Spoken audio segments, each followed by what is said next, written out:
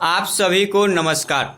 चलिए आज हम आपको बताने वाले हैं कि कला समोचित शिक्षा क्या है और इसके माध्यम से प्रवेश में यानी विद्यालयी प्रवेश में एवं कक्षा शिक्षण में क्या क्या बदलाव किए जा सकते हैं। तो देखिए, विद्यार्थियों के सृजनात्मक क्षमता के विकास में कला की भूमिका होती है। यानी विद्यार्थियों का जो सृजन क्षमता होता है, सृजनात्मक विकास होता है, उसमें कला की भूमिका होती है। विद्यालय शिक्षा में कला की भूमिका एक रोचक शिक्षण प्रक्रिया के रूप में है। कला समोचित शिक्षा सीखने सिखाने की एक रोचक प्रक्रिया है। कला समोचित शिक्षा जो है सीखने और सिखाने की एक रोचक प्रक्रिया है। इसके अंतर्गत कई विद्याएं, कितने प्रकार की विधाएं आती है, जैसे चित्रकला, चित्र बनाना, चित्र के माध्यम से किसी को कुछ सिखाना, कुछ सीखना। मूर्ति कला, अनेक प्रकार के शिल्प, बहुत सारे शिल्प जैसे मुखौटों बनाना या अन्य सामग्रियों से कई कलात्मक वस्तुओं का निर्माण तथा प्रदर्शन कला में नाटक, नृत्य, गीत, संगीत आदि को विषयों के साथ जोड़कर हम शिक्षण तथा विद्यालय प्रवेश को आनंददायी बनाया सकते हैं। इसकी उपयोगिता को हम 3 तरीकों से देख सकते हैं। पहला, स्वतंत्र विषय के रूप में। किस रूप में? स्वतंत्र विषय के रूप में। दूसरा, अन्य स्कूली विषयों को सिखाने के माध्यम के रूप में। और तीसरा, जीवन कौशल विकसित करने के अवसर के रूप में। देखिए, समोचित शिक्षा से हम यानी कला शिक्षा से हम विभिन्न प्रकार के चीजों को ग्रहण कर सकते हैं, शिक्षा ले सकते हैं, किसी को दे सकते हैं।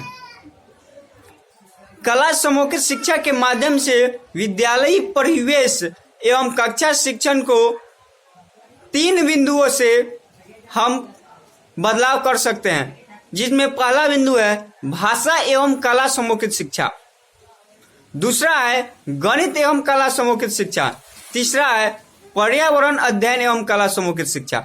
अब चलिए हम देखते हैं कि भाषा एवं कला समोचित शिक्षा क्या है। भाषा एवं कला समोचित शिक्षा के अंतर्गत बच्चों को बातचीत के अवसर उपलब्ध कराना, बच्चों को बातचीत का अवसर उपलब्ध कराना, कहानियां एवं कविता सुनाना और सुनना, बच्चों से को सुनाना भी और सुनना भी, साथ साथ लिखना और लिखवाना, रचना करना, सिखाना आदि के द्वारा बच्चों की भाषाई क्षमता में वृद्धि की जा सकती है। लेखन कौशल की शुरुआत बच्चे आड़ी तिरछी रेखाएं खींचकर कर सकते हैं। अब देखिए, बच्चे तो छोटे हैं तो वो हो सकता है कि लेखन शुरुआत करने में चिन्ह को तिरछा पाड़ दे, किसी तरह से पाड़ दे। फिर भी बच्चों को हम क्या कर सकते हैं, भाषा का शिक्षा किस तरह से बढ़ा सकते हैं? बच्चों को कहानी सुनाकर, बच्चों से सुनकर कहानी के माध्यम में बच्चों को सिखा सकते हैं। दूसरा बिंदु है गणित एवं कला समोचित। जैसे गणित की कला समोचित में, कला समोचित शिक्षा बच्चों को सम असम आकारों को पहचानने, यानी गणित में क्या करेंगे, सम विषम आकार, यह त्रिभुज है, यह चतुर्भुज है, यह आयत है, यह डिब्बा है, यह गोलाकार है, ये सब क्या करने, पहचानने।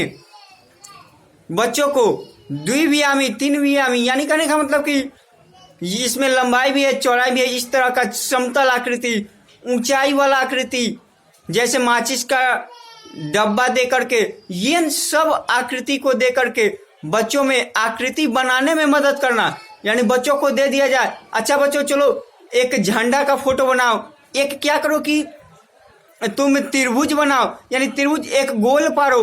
बच्चों को अगर गोल पारना नहीं आता है तो कोई गोलाकार चीज दे दे और कहे कि इसमें गोल गोल घुमाओ।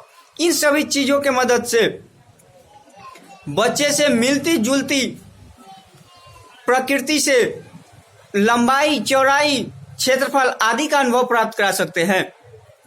उन्हें मिलती जुलती प्रकृति एवं प्राकृतिक वस्तुओं का पहचान करा सकते हैं।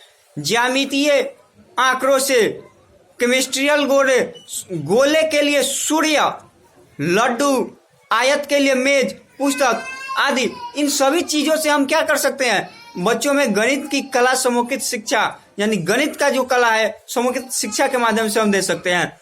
देखिए अब बच्चे हैं नटखट होते हैं, उन्हें कहेंगे कि अच्छा चलो इस कागज को काट काट करके गोल गोल काटो इस कागज को, तो उस गोल गोल काटने के माध्यम से, उस कला के माध्यम से ही हम बच्चे में वृत्त के बारे में बता सकते हैं। अच्छा बच्चों देखो ये गोल बन गया, ये क्या है, यह एक वृत्त है। उसी तरह से विभिन्न आकृति के मदद से हम बच्चों को गणित सिखा सकते हैं। अब तीसरा बिंदु आता है पर्यावरण अध्ययन एवं कला समूहित शिक्षा, यानी पर्यावरण का अध्ययन जो है उसको हम कला समूहित शिक्षा के माध्यम से किस तरह से दे सकते हैं। पर्यावरण अध्ययन और समूहित कला शिक्षा में भूगोल एवं पर्यावरण अध्ययन के शिक्षण में क्षेत्रीय कला और हस्तशिल्प की महत्वपूर्ण भूमिका रहती है।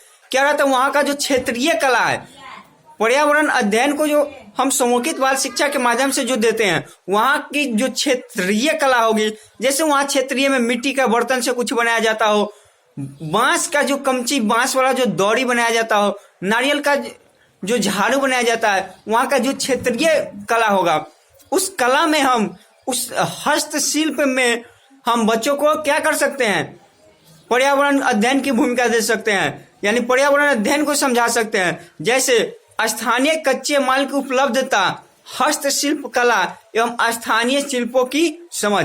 जैसे अब हमको क्या करना है, मिट्टी का कोई घड़ा बनाना है, जैसे समझिए घड़ा बनाना है, तो बच्चों को क्या करेंगे, क्षेत्रीय कला अगर घड़ा बनाना है तो क्या करेंगे, बच्चे को यह जानकारी होगा ना कि ये मिट्टी है, तो ये मिट्टी कहाँ से आती है, ये मिट्टी का क्या क्या उपयोग है। उसी तरह से हम अगर टोकरी बनाना चाहते हैं तो ये टोकरी किस चीज का बनता है, तो पता चला कि अच्छा ये बांस का बना, तो ये बांस कहाँ उगता है, कैसे उगता है, इन सब को हम क्या कर सकते हैं, वहां की क्षेत्रीय कला के माध्यम से, हस्तशिल्प के माध्यम से हम पर्यावरण की शिक्षा दे सकते हैं। साथ ही ये सब चीज को हम क्या कर सकते हैं, बच्चे द्वारा निर्मित भी करवा सकते हैं कि अच्छा चलो बच्चों आज क्या करना है कि घर से, अपने अपने घर से ये बनाने वाला कच्चा सामग्री मांग करके लाना है, और उसको क्या कर सकते हैं, बनवा भी सकते हैं। इस प्रकार कला की प्रक्रिया के माध्यम से सीखने से बच्चों को अत्यधिक आनंद भी आता है। अब देखिए आप अगर बच्चे को कहें कि अच्छा बच्चा देखो वृत्त का क्षेत्रफल πr² होता है, तो बच्चा कहे ये क्या होता है, अच्छा ये आयत का क्षेत्रफल लंबाई गुना चौड़ाई होता है, ये क्या होता है, बच्चा कुछ समझ में नहीं आ रहा है, बोरिंग फील करेगा। अच्छा आयत का जो परिमाप होता है, वर्ग का जो परिमाप होता है ना, वर्ग का परिमाप 4 गुना भुजा² होता है, ये क्या होता है, उसको कुछ पढ़ने नहीं पड़ेगा और वो इंटरेस्टेड नहीं हुआ। लेकिन वही हम बच्चे को बोलेंगे कि अच्छा बच्चा इसका कागज को काटो, तो वो तो आनंद के साथ कागज को काटेगा, उसे मजा आएगा। और उस कागज के टुकड़े को हम कहेंगे कि अच्छा देखो बच्चा इस चारों ओर से जो घेरा हुआ है, बाहरी जो लंबाई, इसको नापो कि कितना हो रहा है। बच्चा ने क्या किया, उसको नापा, आनंद के साथ उसको नापता भी है, और कहेंगे कि यही वृत्त के परिमाप है, तो यही परिमाप है, यही वर्ग का परिमाप है, तो क्या करेगा बच्चा, उसको आनंद के साथ सीखता भी है और बनाने में इंटरेस्ट भी आता है। तो इस प्रकार कला की प्रक्रिया के माध्यम से सिखाने से बच्चों को अत्यधिक आनंद आता है, और कला से अंतिम उत्पाद ही नहीं बल्कि प्रक्रिया भी आनंददायी का महत्व रखती है। बच्चों को कला के माध्यम से शिक्षण से वे विषय की अवधारणा को आसानी से समझ सकते हैं, एवं विद्यालयी वातावरण भी आनंदमय एवं बाल केंद्रित हो जाता है। बच्चे को कला के माध्यम से ही शिक्षा देना चाहिए, वहाँ की क्षेत्रीय कला पर विशेष जोर देना चाहिए। जो क्षेत्रीय कला हो वहाँ का चित्रकला, मूर्ति कला, ये सब चीजें, नाटक, नृत्य, गीत, संगीत, इन सभी के माध्यम से बच्चों को शिक्षा देना चाहिए। आजकल तो देखते ही हैं कितने सारे संगीत के माध्यम में ही, गीत के माध्यम में ही क्या से क्या बच्चे को सिखाया जा सकता है। जैसे एक छोटा सा कहानी यही समझ लिए, 1 2 3 4 मुन्ने की माँ गई बाजार। अब बच्चे को हम क्या करें, 1 2 3 4 मुन्ने की माँ गई बाजार, बच्चा को कहानी सिखा रहे हैं, और इस कहानी के माध्यम से बच्चे को गिनती भी सिखा दे रहे हैं, 1 2 3 4। तो इसी तरह से बच्चों को क्या करना चाहिए, समूहित कला के माध्यम से शिक्षा देना चाहिए। धन्यवाद।